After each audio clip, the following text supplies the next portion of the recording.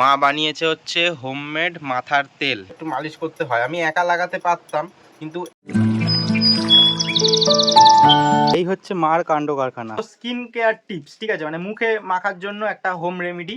আর এটা হচ্ছে বেসন, কফি নিয়ে আসা হয়েছে। আর এই কৌটোটাতে কি আছে সেটা তোমাদের বলি, হলুদ গুঁড়ো। হ্যালো, ওয়েলকাম টু কুণাল পাত্র ব্লগস। কেমন আছো সবাই? আশা করছি সবাই ভালো আছো। আমি সচরাচর ঘুম থেকে উঠে ব্লগ শুরু করি না, কিন্তু আজকে করছি। কিন্তু কেন, সবটা বলবো তোমাদের। আমি কুণাল, তোমরা দেখছো কুণাল পাত্র ব্লগস। চলো আজকের ব্লগটা শুরু করা যাক। সবার সাথে ভাগ করে মেসেজ দিল মোবাইল, জীবন চলছে রঙিন পথে। কুণালের লাইফ দেখো এত স্টাইল, ইউটিউবে লাইভ, লগিং এর ফাইল। আজকের ব্লগটা শুরু হোক চা খাওয়া দিয়ে, এক কাপ চা আর একটা বিস্কুট দিয়ে। কিছু বলতে চাও মা? কি বলবো, আজকে অনেক সকাল সকাল উঠে পড়েছে, যেই ডেকেছি। প্রত্যেকদিনই উঠি, অ্যালার্ম বাজবে, আজ অনেক কাজ আছে। আমি তোমাদের আগেও বলেছি যে এখন আমি দুধ চা খাই না সকালবেলায়, তো এরকম প্রত্যেকদিন লিকার চা খাই আমি আর মা। তারপর তো অনেকক্ষণ বাদে দিয়ে ব্লগ শুরু করি একদম বেলা থেকে, কিন্তু আজকে করছি কারণ বলছি এবার। এই দেখো, মা বানিয়েছে হচ্ছে হোমমেড মাথার তেল, হেয়ার অয়েল। তো দেখো কালারটা প্রথমে দেখাই। এই দেখো, অনেকটা দেখে মনে হবে সর্ষের তেলের মতন কালার, কিন্তু এর মধ্যে কি কি দিয়েছে, অনেক কিছু দিয়েছে। প্রথম তো হচ্ছে ওই যে নারকোল তেলের বোতল, হ্যাঁ প্লেন নারকোল তেল। আরও অনেক কিছু আছে এর মধ্যে, মেথি, কালো জিরে, কেশতি পাতা। আমি এর আগে অলরেডি ব্লগ বানিয়েছি, আবার আরেকটা ব্লগে বলেওছি যে ওই ব্লগটা দেখো বা কিভাবে বানাতে হয়। যদি তোমরা এটা বানাতে চাও বাড়িতে, খুবই সহজ, খালি সেই জিনিসগুলো লাগবে তোমার আর ফোটাতে হবে। তো আমি ডেসক্রিপশানে দেখো লিঙ্ক দিয়ে রেখেছি, ওই ভিডিওটা তোমরা গিয়ে দেখতে পারো। অনেক দিন আগে ওই ভিডিওটা বানিয়েছিলাম, তো সেটা দেখতে পারো। মাত্র 50 টাকা খরচা হবে, অথচ সুন্দর হেয়ার অয়েল তৈরি হয়ে যাবে। তো এতটাই ভালো তেলটা, আমরা বাজার থেকে এত নামি দামি তেল ব্যবহার করি, একবার ব্যবহার করলে মোটামুটি বুঝতে পারবে যে, মোটামুটি 15-20 দিন ব্যবহার করলে বুঝতে পারবে যে কতটা ডিফারেন্স হচ্ছে। আমি যাকে যাকে বানিয়ে দিয়েছি আমার জানাশোনা, তারা খালি বলবে বৌদি বানিয়ে দাও বানিয়ে দাও, তাই জন্যই বানানো। আরো তেলটা তৈরি করতে অনেক কিছু দেওয়া হয়েছে, যেমন কেশরি পাতা, মেথি, কালো জিরে, আরও অনেক কিছু। তো ওয়েস্টগুলো সেই জন্য ছেঁকে নেওয়া হচ্ছে, যাতে বোতলে ভরে রাখা যায় ভালোভাবে। না, ওয়েস্টগুলোও কিন্তু কাজে লাগবে, ওয়েস্টগুলো দিয়েই কিন্তু এখন আমরা মাখবো যতদিন ওয়েস্টটা থাকবে, তারপরে কিন্তু তেলটা ব্যবহার করা হবে। আর একটা জিনিস তোমাদের বলি, এই যে দেখাচ্ছি তার একটাই কারণ, আমি এটা দিয়ে উদ্বোধন করব। তো মাকে বললাম এক্ষুনি যে একটু মাথায় চাম্পি করে দেবে অল্প। এটা মাখলে খুবই ঠান্ডা লেগে যায়, আমার তো লেগে যায়, জানি না তোমাদের লাগবে কিনা। আমার তো ভীষণই ঠান্ডা লেগে যায় মাখলেই। তো এখন মাখবো, তাহলে কি বেলাতে আবার শ্যাম্পু করে নিতে পারবো, অসুবিধা হবে। প্রায় 6 মাস বাদে মা একটুখানি আমাকে তেলের চাম্পি করে দিচ্ছে, ঠিক আছে। তো এর আগেও দিত, কিন্তু এই অপারেশন 6 মাস না, 1 বছরের ওপরে, কারণ অপারেশনগুলো ভুলে গেছিলাম হঠাৎ করে এই এখন। তো তার আগে দিত এরকমভাবে, ঠিক আছে, আমাকে ওই গায়ে হাত পায়ে তেল দিয়ে মালিশ করে দিত, অপারেশনের আগে আগে করতো। থাক, কত আর এর মায়ের সুখ্যাত করতে হবে না। তো এরকম ভাবে তোমাদের দেখাচ্ছি কেন, এরকম ভাবেই হচ্ছে তেলটা একটু মালিশ করতে হয়। আমি একা লাগাতে পারতাম, কিন্তু একা না, পুরো একদম দেওয়া যায় না, ঠিকঠাক করে বোঝা যায় না যে ওপরগুলো পড়ছে কিনা। বাবা, তুমি তো মুখের মধ্যে তেল দিচ্ছ গো। কোথা লাগলো? না না, ঠিক আছে ঠিক আছে।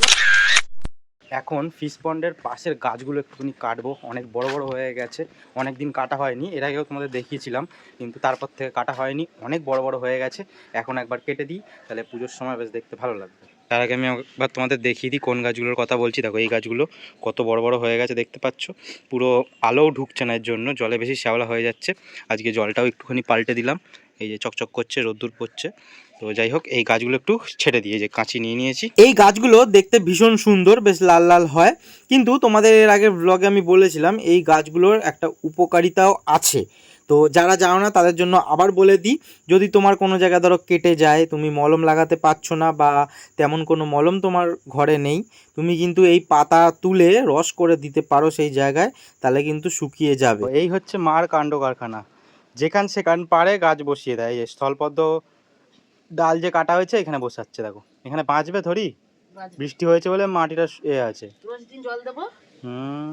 এইবার দেখো কেমন লাগছে অবশ্যই জানিও।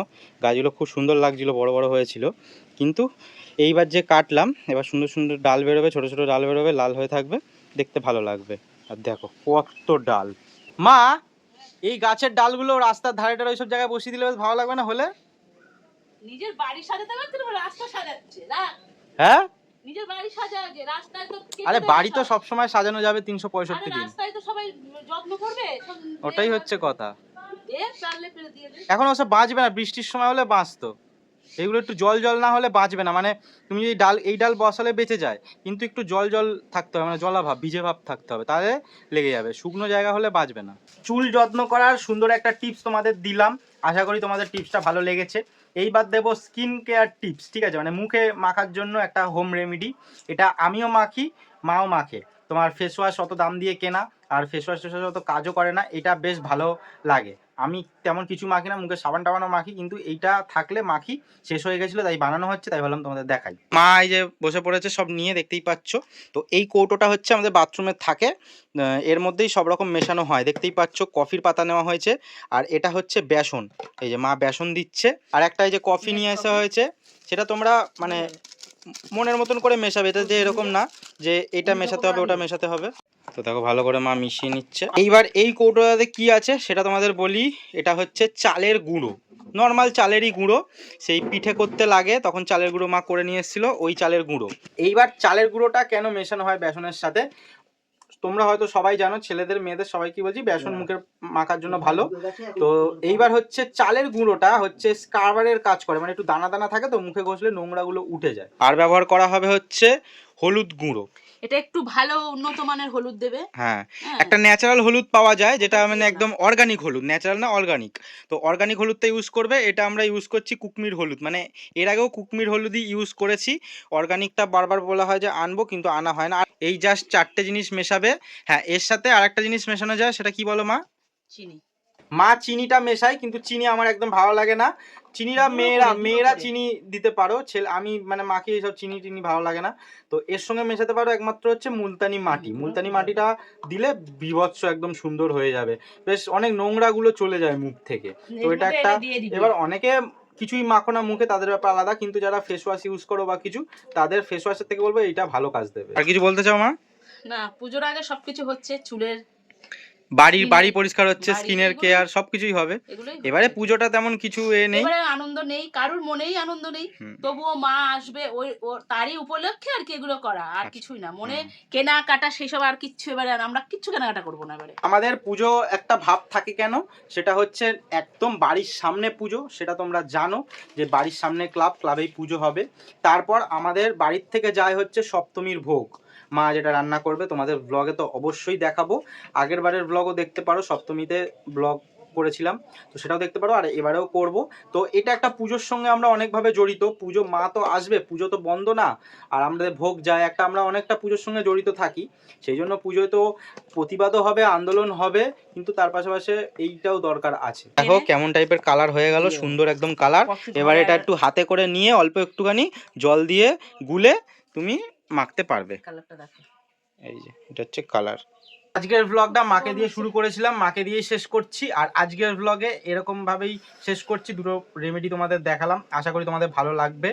বাড়িতে যদি বানাতে পারো যে হেয়ার টিপসগুলো বা স্কিন কেয়ার টিপস, সেই জন্যই ভাবলাম যে দিই তোমাদের। একটা এরকম তেল বানাতে গেলে কত, মানে তেল কিনতে গেলে কত টাকা হয়, 400 টাকা 350 টাকা, ওই বোতলগুলো যেগুলো কোম্পানির তেলগুলো হয়, তার থেকে বেশি ভালো, তার থেকে বেশি ভালো কাজ হবে একদম ঘরে বানানো, কোনো কেমিক্যাল না, হ্যাঁ কোনো কেমিক্যাল না, কিছু না, 50 টাকায় মাত্র তেল হয়ে যাবে। আর এটাও তো একদমই ওরকম, আরো কমে হয়ে যাবে এটা। তো সেই জন্যই ভাবলাম তোমাদের শেয়ার করি। আজকের ভিডিওটা মোটামুটি ঠিকঠাক হলো, আগের দিনের ভিডিওটা অনেকটা বড় হয়ে গেছিলো। তো কেমন লাগলো অবশ্যই জানিও, আর যদি ভিডিওটা ভালো লাগে সাবস্ক্রাইব করে দেবে, like subscribe, comment and subscribe. Tata, take care.